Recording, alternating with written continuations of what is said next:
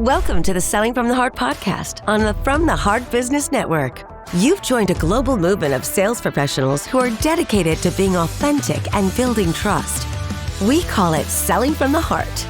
Together, we're on a mission to bring sincerity and substance to the sales profession we all love. Get ready to be inspired and equipped as we join our hosts, Larry Levine and Darrell Amy.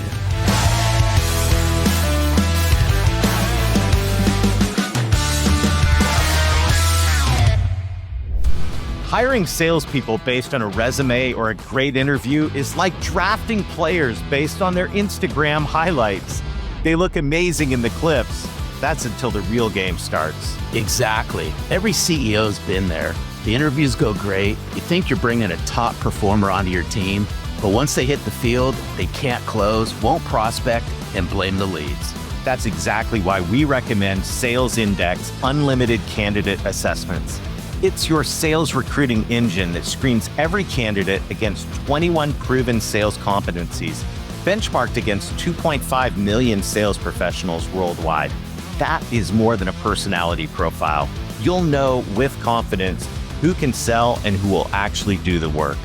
Because the best teams don't just fill positions, they build a bench. They're always scouting for great players who can perform under pressure. For just $2.99 a month, you can build your own bench of ready-to-sell talent, coachable, driven, and proven before they ever get the jersey. So stop guessing, start scouting like a pro. Go to unlimited.salesindex.ai. That's unlimited.salesindex.ai and start building your next sales all-star team today.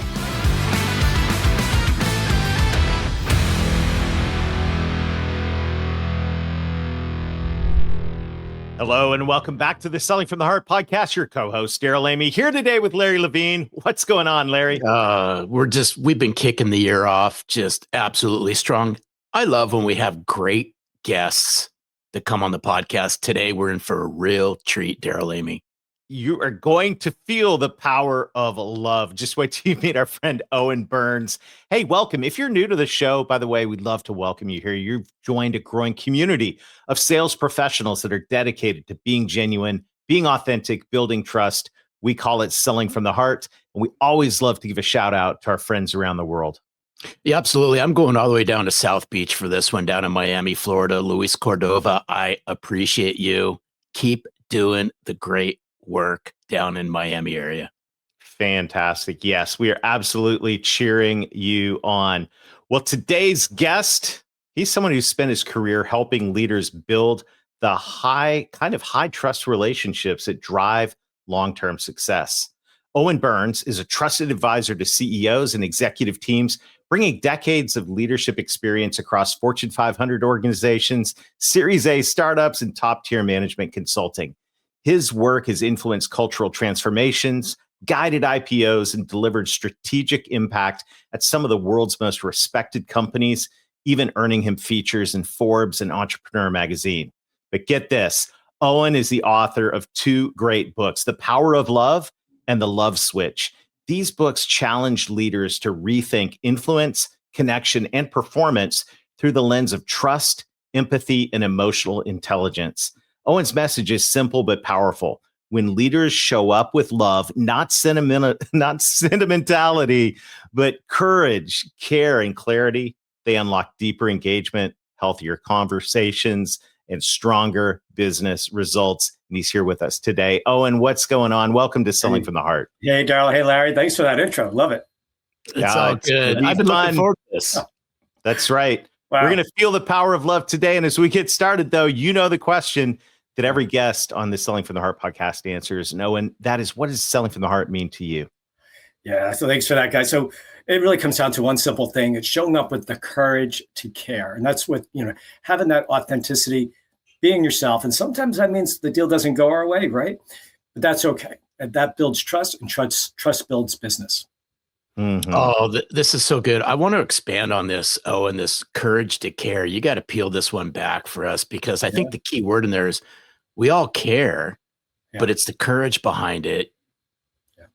Absolutely. And let's face it, love isn't something soft, and it takes strength. The love we're talking about, it's not that romantic kind, right? We're talking about what drives us, what fuels us. And that's really takes courage. When we stand up for what we believe and what we really care for the customer, we advocate for our customer, and the customers are going to feel that. But that takes courage. It's easy just to let things go by. And also it's the way we lead our business. And if we're a sales leader, it's the same thing. It takes courage to get up and do the right thing, to reach out to that person they're struggling. Hey man, you're feeling burnt out. That takes, we call it courageous conversation. Yeah, and I think I love the concept we talked about in the intro of sentimentality. A lot of times you hear the L word and people go, "Ah, that's so sweet. We just had Valentine's Day, and the guys with their bows and arrows and the nice cars. That's all great, but I know from your perspective, love has a lot more substance than just pure sentimentality, right?" Absolutely. And look, it's not, some people say, oh, well, isn't that going to erode my leadership? And the fact is, love is in the absence of leadership. Love is the essence of leadership. This is what really fuels us. I mean, you think about the best leaders. We were in similar industries for a long time, right? Mm-hmm. But those leaders that were at the top, the ones who had that, not just charismatic, but really walked their talk. You would walk through a fire for those guys, right? And that's the kind of love we're talking about. And you can't make that up. You can't sugarcoat that. You can't fake that either. It just comes with something inside, and that's the fire we're talking about. And it just comes through, but that's real love. That's what I'm talking about. Hey, Owen, where'd you pick up on all of this? This whole concept around love? There has to be a backstory to this somewhere that got you thinking, you know what? This power of love, I'm taking, and I'm going to start running with this. What's the whole genesis behind all of this? Yeah, so I was working for big consulting firms, and you know the names, I can't name them, but multinational firms, top tier. And I was working with large corporations and just seeing the animosity inside those companies. And you knew we were selling millions of dollars of product and services, and things weren't going anywhere because even though it was all set up appropriately, there was internal fighting, internal competition, this thing called fear. And that fear is like mud in the tires, guys. You're not going anywhere. Mm-hmm. You have fear. And that's why that guy doesn't walk across the bar, talk to that beautiful woman. It's not because you got to be hate or get yelled at. It's fear. It's the reason we don't raise our hand in a meeting and said, I have a question. Or go to the client one more time and say, could you tell me more about that? It's fear and this is the kind of thing that started the wheels turning, guys. And it started as a whisper, and I started writing the book. And it's a funny story. I got into it. And when you started writing a book, you guys wrote a book. Larry, you wrote a book, right? So you know how hard it is. You try to write 1,000 bad words a day. Well, it takes time, right? And it goes on and on. And I was in the backyard with my wife one spring night, and we're talking about, I said, the opposite of love isn't hate, it's fear. And she said, oh, no. She's a school teacher. She said, no, it's hate. I know it. I see it on the playground every day. It goes back and forth. And now it's like a couple of glasses of wine. It was like way too many. I was like, let's just go to bed. It's 11 o'clock at night. We turn the fire out. And we go to church the next morning at 8 o'clock mass, and no joke, the priest goes up on the pulpit and he's with deep breath. He says, the opposite of love isn't hate, it's fear. We laughed out loud. Are you kidding me? My wife turned and said, you got to write this book. I said, you think so? Yeah. Of course, everybody looked at us like, why are you laughing at church? But it was from there, the book just unraveled, and I had done 2 years of research, and it all unraveled where there's 12 principles that actually build relationships. And it pulled from all the different world religions and literature that we all know, right? Mm-hmm. But there are 12 principles that were in common. And when you put those together, they actually build what I call love, that connection that we're talking about. And then we call it the 7 to heaven principles. And there's the 5 to thrive. How do you maintain that once you get that connection? How do you keep that going, right? Sometimes you get in a relationship, you're like, things got to slow down. The honeymoon's over. But how do you maintain that and keep that fire going? So that's really the power of love. And it goes on from there. How can you use it in marketing, and how can you use it in sales, and how could you use it in management, and so on. Beautiful. Well, I want to hear about the 7 to heaven and the 5 to thrive. But, before then, though, I think what's really interesting, you look at the data, there's all kinds of data about deals stuck in pipelines, right? It's sales professionals. They've originated a deal. It got going. There was some type of momentum, and then it just stops. Why does it stop? Well, I wonder what percent of that is actually fear. And I wonder, we always think the anecdote is maybe some better sales skills or some better follow-up or more thorough discovery. All great stuff, right? Right. But how much of the breaks and all of that, the fear, is because there wasn't enough love present. Yeah. And I think that's an excellent point, John. When you look at that, what happened when that deal stopped? We all of a sudden our wheels start turning. Was it that one thing? Oh, I forgot to ask that one question. If we did more marketing, or if we, at the end of the day is we build a relationship. And I'll just go through this and it might answer your question. When we look at the 7 to heaven, there are things that we have our intra-dependent things, right? And that's desire, truth and desire. Those are the first 2 principles, right? And that we call the Genesis phase, because we have to start with ourselves. We have to start with ourselves. How am I showing up today? Realistic? Am I really being authentic? And I call that truth, because there's a lot of it, right? Sometimes, do I really even like my job? Do we ever see the salesperson who really doesn't like their job? They have one foot out the door. The idea is this is our truth, where you have to be committed to this aspect. So truth and desire. And then we go into courageous communication. How am I reaching out?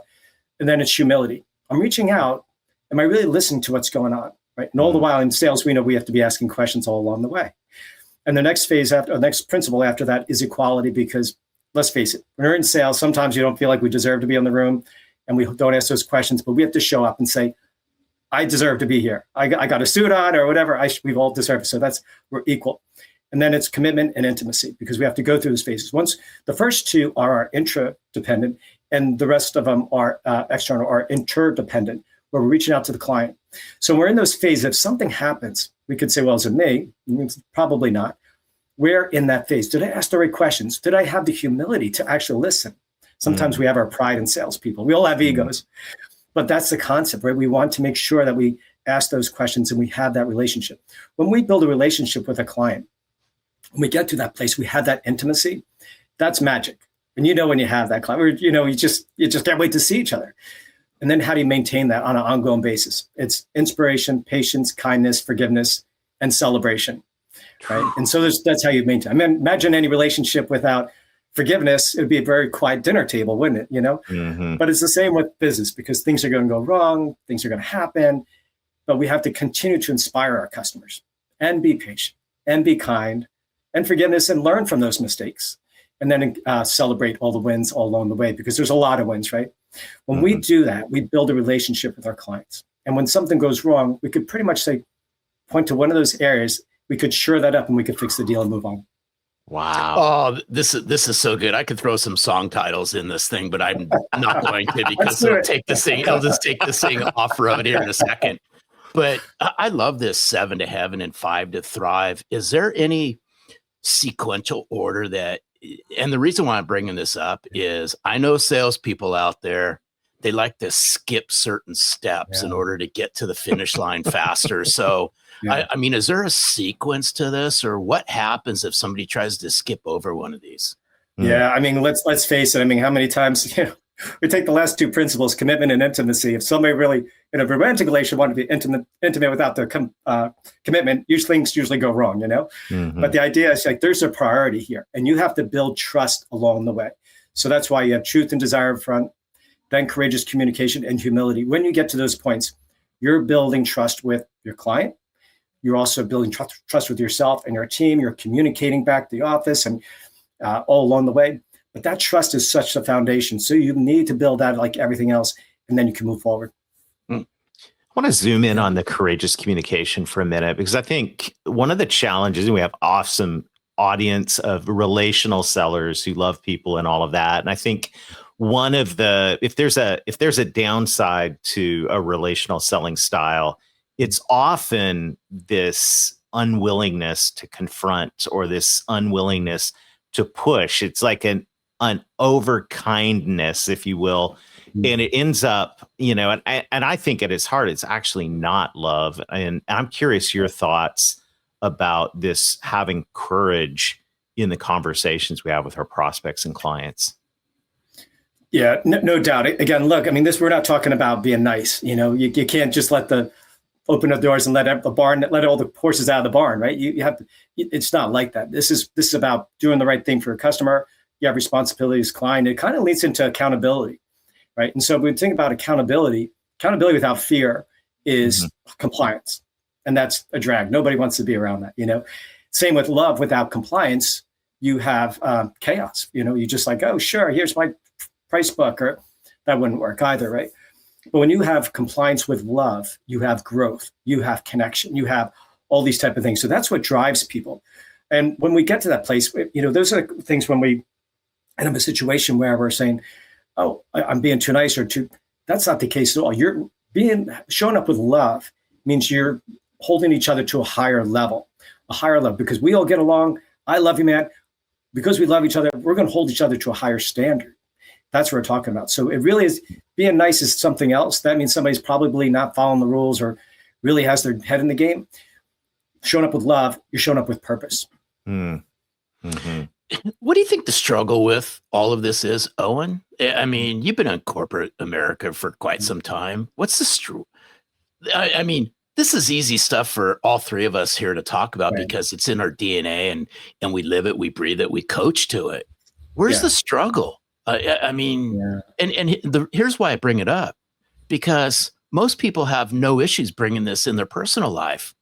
Right. It's the disconnect in the professional life. So walk us through all of this. Yeah, I mean, we were talking earlier about leadership, right? I mean, we've all had leaders which at the top were fantastic and great people, great aspirations. And it's sometimes that middle management, we deal with a lot of this stress, and that's where things get lost. People go back to old habits, and there's nothing wrong with that. We've seen that people have grown up in that, and they go back to, let me use this hard line. But here's something I could give you, and our listeners and people watching could use this today. And it's called The Love Switch, like my next book, which is coming out. And there's 5 things on it, right? And what happens when you're in that situation when things go wrong or you're confronted? The manager comes in, he's like, oh, your quota's going up by 20%, or we're taking half your clients away.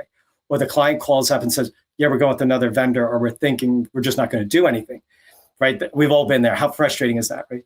So what do is called the love switch, because you want to be able to place where people can make a decision to act with love. And here it goes. And so one is, first you have to recognize what first happens. Just take it. Client said, no, we're not going with you. Just recognize the facts. Don't read into it. Second thing is to reset. And that's a pause. That means breathe. Take a deep breath. Sometimes when we tell people is take a deep breath, count to 4, nod your head, and think about what you're going to say before you say something. Mm-hmm. The same with the client's going to think you're really listening, right? So this is important. Even your boss, your manager. So reset. And then you want to reframe. And reframe means, what would that avatar of love say to you in this situation? You don't have to answer it yet, but just just think about that. Now, everybody has their own concept. Companies have their own culture too, right? But that's okay. So just reset, reframe it, and then you react. And you react out of love rather than respond out of fear.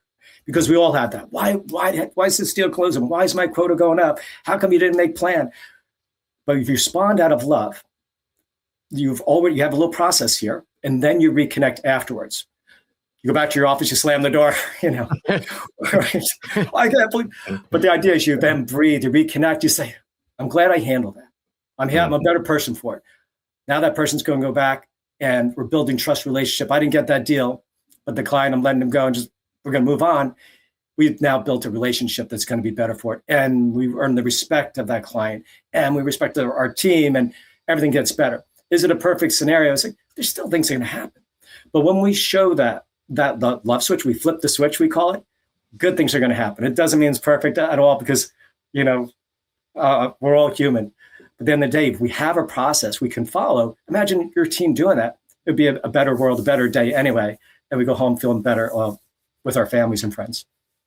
I think that is so powerful. And, I have a couple of things I'm reflecting on as we're talking. One is just back to the beginning, is saying the opposite of love is fear. And I think corporate America, everywhere there's fear in all of this. Mm-hmm. And then on top of that, then you get into the sales team with the pressure of the sales team, and, the pressure if you're a sales leader, fear in that. And then you've got your customers afraid of making a bad decision and the consequences.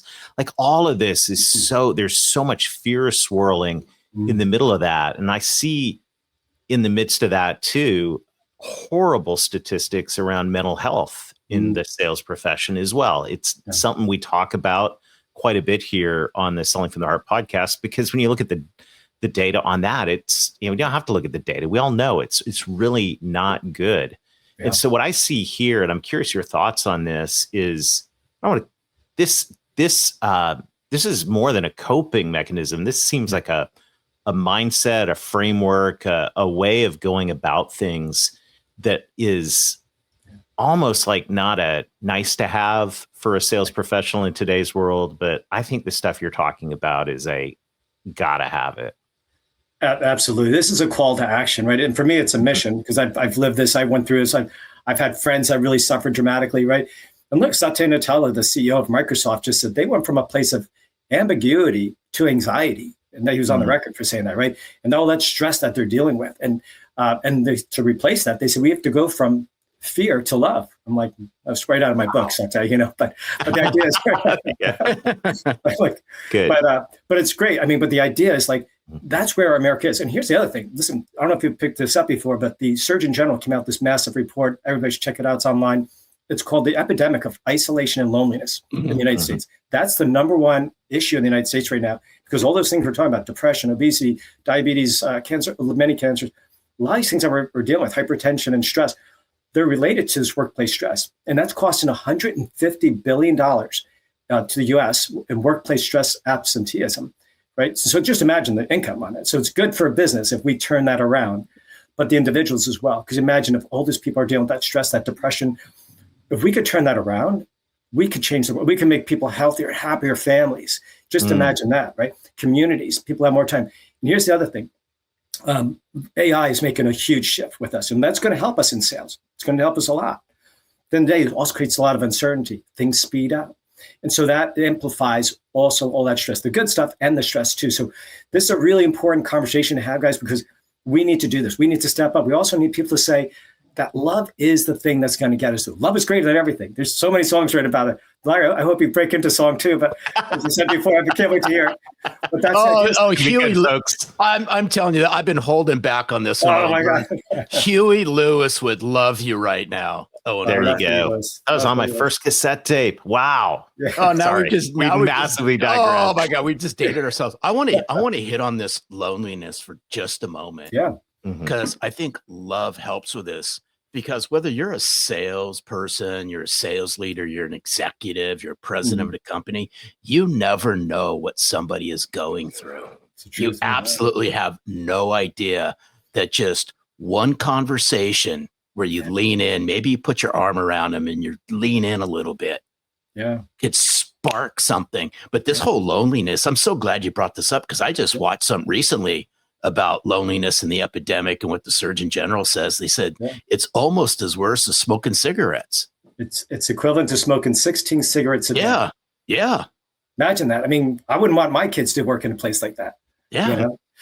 But it's you know what? I had a real life experience with that. I managed this team on Wall Street, and it was a sales group in New York City, which is pretty intense. You can imagine it's 24/7. Occupy Wall Street was going on at the time. And I had a guy who's really tough. I know it's crazy. Really great sales guy. He's a tough guy, worked hard all the time. And he just was really struggling. And all of a sudden he just went down.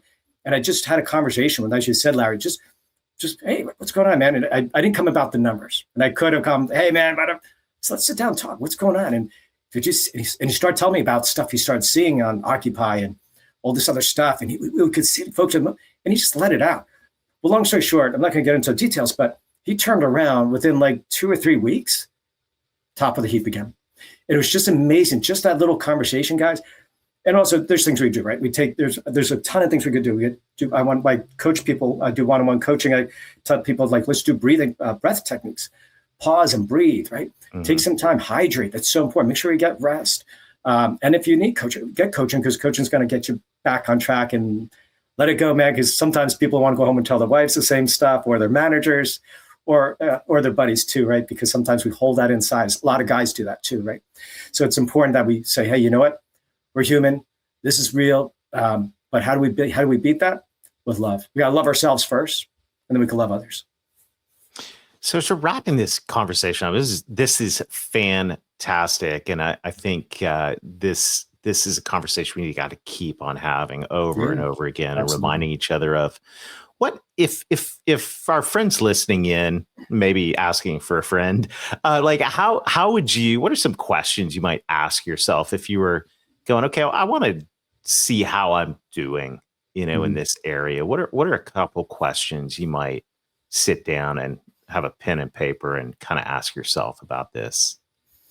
Yeah, I think, well, first, if somebody's in a struggling scenario, Yeah. I think, there's a few things, right? I mean, one of the things we could say is, are we seeing some physical signs outside if there's this stress, right? Sometimes it's our numbers, right? Yep. Sometimes it's feedback. Sometimes it's also if we're not communicating clearly and somebody said, what did you say? I don't really understand. Can you repeat that? Maybe you're stressed, you're moving too fast, right? These are little signs. But look, if anybody has those kind of signs and you want to reach out, ask a friend or get some buddies around you. If you feel like you're struggling, always get professional help. While I'm a coach and an author and a speaker, I'm not a therapist. And there are people who do this well. And I encourage everybody to do that. Get professional help if you can. But look, there's nothing better than a buddy to tell you, hey, man, let's just sit down, have a beer, a coffee, whatever, and just talk it through. And great things are going to happen. But most important things, we're not alone. This is a great society. Sales is a great profession. And, it's something to be celebrated, enjoyed. And there's so many good things to come from it. So just, you got to keep that energy. Again, I'm a big proponent of self-help too. Get a cassette tape or watch your books. I've read Selling from the Heart, love the book. It got me fired up. Really great. So. Hey, you know what? Okay. I know. Here comes a song. Here comes another one. Sorry, Darrell, you can exit on this one. Where's the mute button, folks? Yeah. Oh, Lord. Y'all just give me grace on this one. So, right, you've heard us talk. Oh, man. You've heard us talking like Owen said, 7 to heaven and 5 to thrive. Man, I'm telling you, Bob Dylan would just be slapping you high fives because you've been knocking on heaven's door, Owen Burns. I appreciate that. Love that. Thank you. Big Bob Dylan fan too, but appreciate that. Well, hey, Owen, I know our friends are asking the same question I'm asking is how do we get more Owen Burns in our lives? Yeah, well, hit me up on LinkedIn, but it's my website is burnsbrightconsulting.com. Hit me up there. And if you want, there's a click through, you can register time. And if you do, and you've seen this, obviously you're watching this, type in HEART and for a promo code, and we'll give you 10% off your first order, whether it's coaching or group coaching or keynotes. Oh, love it. Good. Love it. Well, Owen, what a pleasure. You are a true kindred spirit of Selling from the Heart. It's great to have you here, and I hope it's not the last time. Oh, me too. Love it, guys. Awesome. Be well. Continue. What an amazing conversation. And just thinking about the just cocktail of fear that is all around everyone and everything today. It's in your sales team. We feel it. You've got customers that feel it. Let's bring the love. Let's lean into the power of love as an antidote to this fear. Hey, what's interesting about all of this? And if you ask anybody in sales, we'll just leaders, salespeople, I've always enjoyed asking, are you in the people business and relationship building business? And you get almost 100% of the time, you get people to say yes. Well, guess what? Love's kind of like in there somewhere. You think? Plus relationships, plus love, right? That's how, to me, that's how you build trust. I just got to drop one more here, Darrell. Y'all didn't know when you come to the Selling from the Heart podcast, so we bring musical genres into all of this. Keep coming back, and there's more behind all of this. It's going to be a lot of fun. By the way, we do want you to come back, so make sure to hit that subscribe button. And if you like this show, please leave a review. It's helping us build this incredible community of like-hearted sales professionals all over the world. We've got great stuff coming up, so we look forward to seeing you next week. Until then, keep being genuine, keep being authentic, keep building trust. Lean into the power of love, and most of all, sell from the heart.